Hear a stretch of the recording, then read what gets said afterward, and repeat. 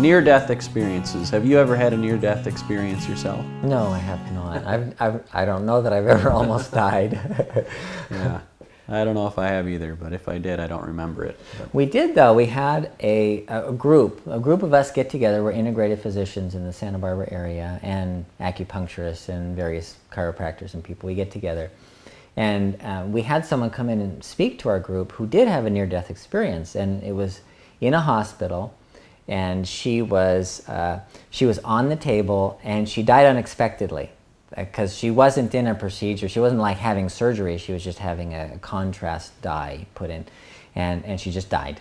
And everybody's like, and she said she was immediately in the air above, looking down at everything. And she said she was not afraid of anything. She was like, oh, just matter-of-factly, that's my body down there. Oh, look, they're working on me. And just very matter-of-fact about everything. And she said she felt a presence with her, but didn't look to see if, who it was or if there was anyone there. Mm-hmm. And she watched all the goings-on. She watched the doctors. She could hear the doctors talk to each other. And so when she woke up, so what happened is they brought an EKG machine, flatline, and she goes, oh, look, I'm dead. It was, and then, so they brought in the paddles and they shocked her, and the next thing she knows, she woke up and she had a mask on, and so she was back in her body. She had a mask on, and so she takes it out. She goes, I saw you guys, and the nurse puts her mask back on, and she takes it off. She goes, no, I was watching from it. And the nurse puts her mask back on, and finally she gets to tell them, and she says, I was up there on the ceiling watching you guys, and this is what I saw. You said this, and you said that, and you brought that EKG machine in, and then you put the paddles on me and shocked me. And everybody's like, how did she know that? She was dead. She was flatlined the whole time. Wow. And she told everybody what they were doing. Just one doctor just left, just walked out. I don't want to listen to this. But you know what? It was irrefutable. She was flatlined. It's all there, and she was telling everybody what they did, and she was absolutely right. Makes you wonder if Adolf Hitler would have had a near-death experience, if he would have experienced the same thing, or who knows? We're getting into theology now, but yeah. All right. I don't know. Let's talk about Obamacare, and as a physician,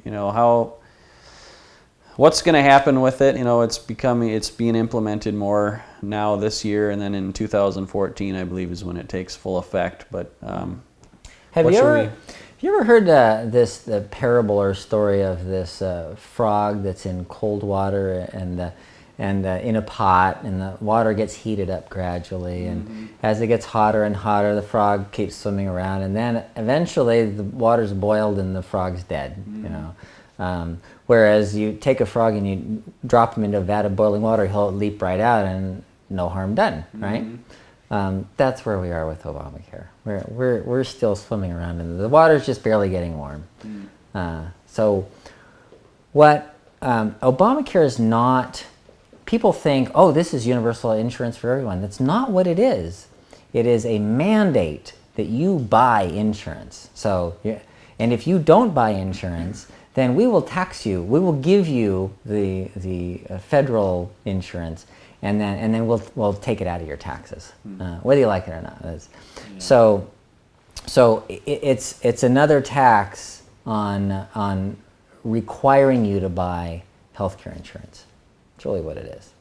And it's interesting that the president and congressmen and their families are exempt from that law. Yeah, why do you think that is? I don't know. I know why.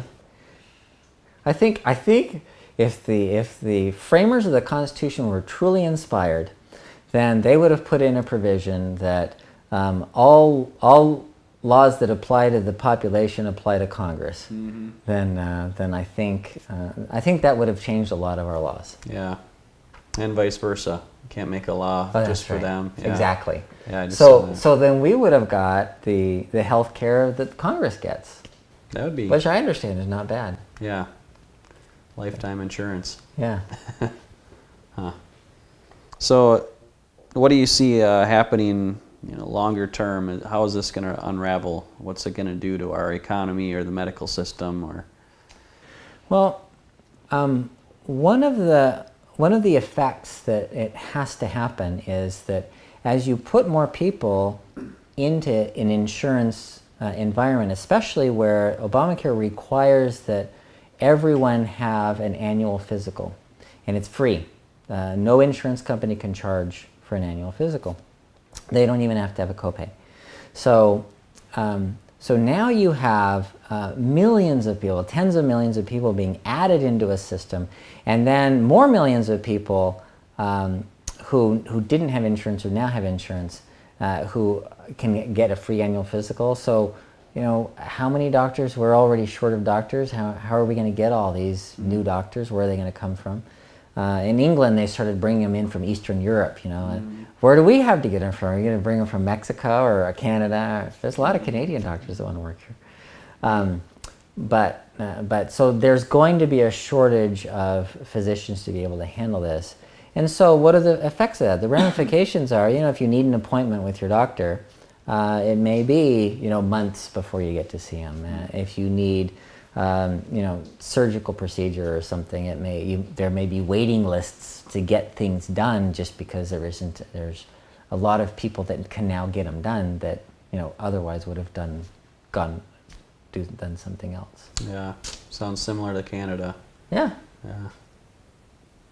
That's just one. And there's a lot of effects as things are implemented more and more. The insurance companies, as time goes on, the insurance companies' hands get tied more and more too, as to what they can provide, what they have to provide, and what they don't provide. So the best prevention against Obamacare or that whole system is just to be educated yourself and informed of how to take care of yourself, prevent disease, eat right. Isn't that the way it always is?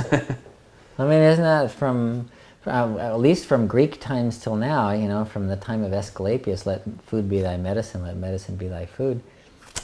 Really nothing has changed. We're all humans, and the basis of our health has always been food.